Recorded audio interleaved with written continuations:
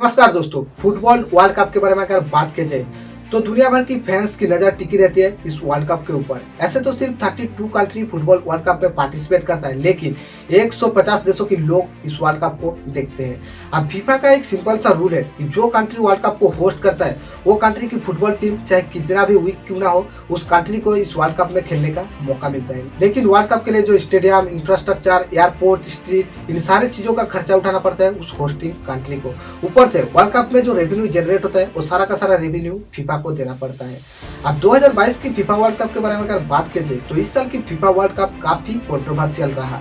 Qatar ने काफी सारे रूल्स एंड रेस्ट्रिक्शन लगा दिया था, जिस वजह से फैंस काफी नाराज हुए।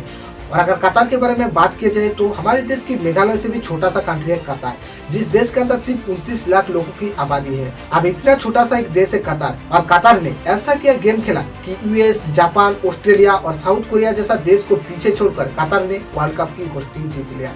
अब देखा जाए तो 2018 में रशिया ने सिर्फ $15 बिलियन इन्वेस्ट किया था वर्ल्ड कप को होस्टिंग करने के लिए। वहीं पर 2014 में ब्राजील ने सिर्फ $11 बिलियन इन्वेस्ट किया था, लेकिन कतर ने जो किया वो आज तक किसी ने नहीं किया था। ये फीफा की हिस्ट्री में सबसे महंगी वर्ल्ड कप है। कतर ने रशिया से 20 गुना ज्यादा इन्वेस्ट कर दिया इस वर्ल्ड कप को होस्टिंग करने के लिए। आखिर कतर इतना डेस्परेट क्यों हो गया इस वर्ल्ड कप को होस्टिंग करने के लिए, और फिर दुनिया भर के लोग क्यों कतर वर्ल्ड कप को बॉयकॉट करने की मांग कर रहा था, आज की इस वीडियो में यही एक्सप्लेन करने की कोशिश करूंगा। और अगर आपको ऐसा लगता है कि मेरी वीडियो आपको सही जानकारी दे पाती है तो मुझे सपोर्ट जरूर कीजिए।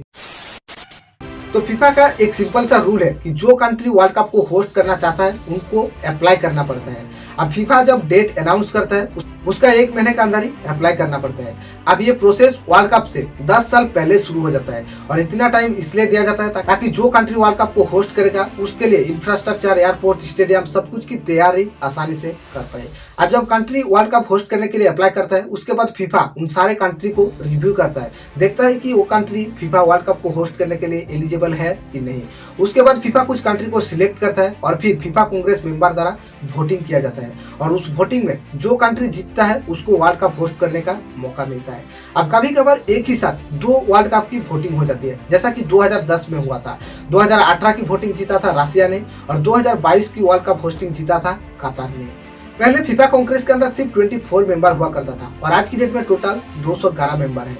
अब फीफा कांग्रेस मेंबर किसी भी कंट्री के लिए वोट देने से पहले 3 चीज को ध्यान में रखते हैं। देखता है कि वो कंट्री फीफा वर्ल्ड कप को होस्टिंग करने के लिए एलिजिबल है कि नहीं, और फिर उस कंट्री का फाइनेंशियल स्टेटस कैसा है, टेक्निकल एक्सपर्टाइज कैसा है, इन सब चीजों को ध्यान में रखते हुए फीफा की कांग्रेस मेंबर वोट देते हैं। अब 2022 की वर्ल्ड कप की होस्टिंग के लिए वोटिंग के जरिए US, Australia, Japan, south Korea और कतर फाइनल राउंड में पहुंच गया था। अब ज्यादातर लोगों को यही लगा था कि शायद ऑस्ट्रेलिया या फिर यूएस इस वर्ल्ड कप की होस्टिंग के लिए जीत जाएगा, लेकिन हर कोई शक हो गया ये चीज देखकर कि एक ऐसा कंट्री जिसके अंदर एक स्टेडियम तक नहीं है, जिसने आज तक वर्ल्ड कप की मुंह कभी नहीं देखा, जिस कंट्री के अंदर चारों ओर सिर्फ रेगिस्तान है, जिस कंट्री में टेम्परेचर हमेशा 45 डिग्री के ऊपर रहता है, एक ऐसा छोटा सा कंट्री कतर कैसे 2022 वर्ल्ड कप की होस्टिंग जीत गया। 2010 में फीफा की हाई अथॉरिटी ने ये अलर्ट किया था कि कतर को वर्ल्ड कप की होस्टिंग देना बहुत ही रिस्की है, क्योंकि शायद Qatar infrastructure, stadium, airport, street और सिक्योरिटी का इंतजाम आसानी से कर लेगा, लेकिन 45 डिग्री टेम्परेचर में प्लेयर्स के लिए 90 मिनट खेलना आसान नहीं है। अब इंग्लिश प्रीमियर लीग और यूरोपियन लीग को ध्यान में रखते हुए फीफा वर्ल्ड कप को जून और जुलाई में किया जाता था, और ये एक फिक्स टाइम था, इसको कभी भी चेंज नहीं किया जाता था, क्योंकि अगर वर्ल्ड कप और इंग्लिश प्रीमियर लीग या फिर यूरोपियन लीग एक ही साथ होगा तो फैंस क्यों एक वर्ल्ड कप को छोड़कर इंग्लिश प्रीमियर लीग या फिर यूरोपियन लीग देखेगा। और इनमें सबसे ज्यादा नुकसान होने वाला है उन सारे लाइव टेलीकास्टिंग चैनल को जो इंग्लिश प्रीमियर लीग को लाइव टेलीकास्ट करता है, क्योंकि वर्ल्ड कप की वजह से जो स्पॉन्सरशिप, एडवर्टाइजमेंट और मार्केटिंग है वो डिवाइडेड हो जाता है। लेकिन कतर को होस्टिंग मिलने के बाद वर्ल्ड कप को जून जुलाई से नवंबर दिसंबर में शिफ्ट कर दिया गया। अब इससे जो लाइव टेलीकास्टिंग चैनल था उनको काफी नुकसान झेलना पड़ रहा है, और जो चैनल फीफा की लाइव टेलीकास्ट कर रहा है फॉक्स स्पोर्ट, उनको बिलियन में नुकसान हो रहा है। इस वजह से वो फीफा के खिलाफ लॉ सूट फाइल करने वाला था, लेकिन फीफा ने उसकी मुंह बंद रखने के लिए 2026 की वर्ल्ड कप की लाइव टेलीकास्टिंग की ब्रॉडकास्टिंग फॉक्स स्पोर्ट को दे दिया बिना कोई बिडिंग के, और वो भी बहुत ही कम कीमत में। अब 2010 में फीफा की वोटिंग से पहले 2 फीफा एग्जीक्यूटिव को पैसा लेकर अपनी वोट बेचने की वजह से लाइफ टाइम के लिए सस्पेंड कर दिया गया। अब ब्रिटेन की संडे टाइम ने फीफा एग्जीक्यूटिव के ऊपर एक स्ट्रिंग ऑपरेशन किया, जिस स्ट्रिंग ऑपरेशन में एक फीफा एग्जीक्यूटिव ने $8 लाख में अपनी वोट किसी भी कंट्री को बेचने के लिए राजी हो गया और दूसरा एक फीफा कांग्रेस मेंबर ने $2.3 मिलियन में अपनी वोट किसी भी कंट्री को बेचने के लिए राजी हो गया। अब संडे टाइम ने ये वीडियो फीफा के सामने रख दिया, तब फीफा ने उन दो मेंबर को लाइफ टाइम के लिए बैन कर दिया। अब कतार को वर्ल्ड कप की होस्टिंग मिलने के पीछे पॉलिटिकल इशू भी इन्वॉल्व है। फ्रांस की प्रेसिडेंट निकोलस का बहुत ही बड़ा योगदान है। अब कतार को वर्ल्ड कप होस्टिंग मिलने के पीछे मास्टरमाइंड था मोहम्मद बिन हमाम, जो कि उस टाइम फीफा की कांग्रेस मेंबर भी था और साथ ही साथ एशियन फुटबॉल कोफेडरेशन का मेंबर था और कतार की पार्लियामेंट मेंबर भी था। हमाम सारे फीफा एग्जीक्यूटिव मेंबर के साथ पूरी तरह से वाकिफ थे। हमाम ने टोटल 16 फीफा एग्जीक्यूटिव मेंबर को पैसा देकर खरीद लिया था कतार को वोट देने के लिए। अब जिस ईमेल के जरिए हमाम ने उन सारे एग्जीक्यूटिव मेंबर को खरीदा था, संडे टाइम ने उस ईमेल को एक्सपोज कर दिया। अब जैसे इन सब चीज पता चला तो फीफा ने हमाम को लाइफ टाइम के लिए बैन कर दिया। अब एक सिंपल सा सवाल आएगा कि जब फीफा को सब कुछ पता है तो फिर कतार को वर्ल्ड कप होस्ट करने के लिए क्यों दिया गया? तो जब ये चीज सामने आया तब तक कतार में इंफ्रास्ट्रक्चर पूरी तरह से कंप्लीट हो गया था और ऊपर से इतनी कम टाइम के अंदर कोई भी देश वर्ल्ड कप के लिए तैयारी नहीं कर सकता है और इसीलिए अगर आज फीफा चाहे तो भी वर्ल्ड कप को शिफ्ट नहीं कर सकता।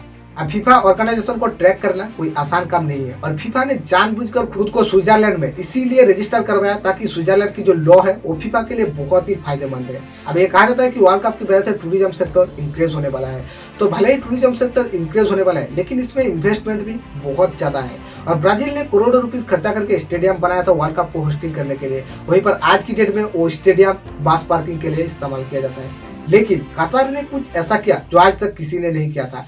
कतार ने वर्ल्ड कप की होस्टिंग के लिए इंफ्रास्ट्रक्चर में एयरपोर्ट, स्टेडियम, स्ट्रीट, होटल्स, इन सब चीजों में $220 बिलियन से भी ज्यादा इन्वेस्ट कर दिया। ऐसा तो कतार के पास सिक्योरिटी भी अवेलेबल नहीं था। कतार ने $2 बिलियन देकर पाकिस्तान से किराए पर सिक्योरिटी ले गया वर्ल्ड कप को होस्टिंग करने के लिए। तो फिर आखिर कतार इतना पैसा इन्वेस्ट करके क्यों वर्ल्ड कप को होस्टिंग कर रहा है? तो 1980 में ऑयल की डिमांड कम होने की वजह से मिडिल ईस्ट में क्राइसिस आ गया था।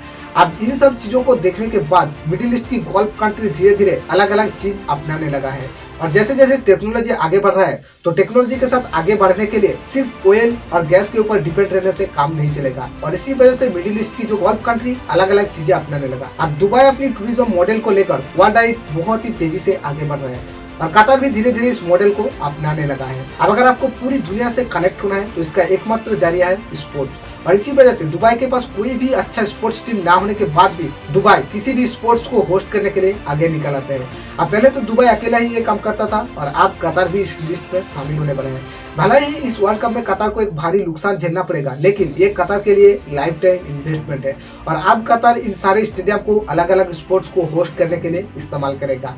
आज की डेट में अगर टूरिज्म सेक्टर के बारे में बात कीजिए तो किसी भी देश के लिए टूरिज्म सेक्टर एक मेजर रेवेन्यू सिस्टम बन गया है।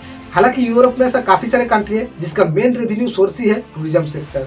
ये लोग स्पोर्ट्स से आने वाली रेवेन्यू सोर्स में ज्यादा इंटरेस्ट रखते हैं और इसी वजह से गल्फ कंट्री स्पोर्ट्स की इस्तेमाल करते हुए अपनी रेवेन्यू सिस्टम को मजबूत करने की प्रयास में लगा हुआ है। अब इतनी बड़ी बड़ी इंफ्रास्ट्रक्चर को कंप्लीट करने के लिए बहुत ही ज्यादा मात्रा में वर्क फोर्स की जरूरत है। ऊपर से इन सारे गल्फ कंट्री में पॉपुलेशन बहुत ही कम है और जो भी है वो लोग बहुत ही अमीर है और इसीलिए कंपनी के जरिए बाहर की देश जैसा कि इंडिया, नेपाल, बांग्लादेश से वर्क फोर्स को बुलाया जाता है और वर्क फोर्स के लिए रूल्स एंड रेगुलेशन बहुत ही स्ट्रिक्ट है। वर्कर्स को कोई भी काम करना पड़ता है तो उसके लिए कंपनी की परमिशन लेना पड़ता है। वर्कर्स ना ही तो कंपनी छोड़ सकता है, ना ही अपनी वीजा को रिन्यू करवा सकता है और ना ही देश को छोड़ सकता है और ऊपर से वर्कर्स की पासपोर्ट को भी जब्त कर लिया जाता है।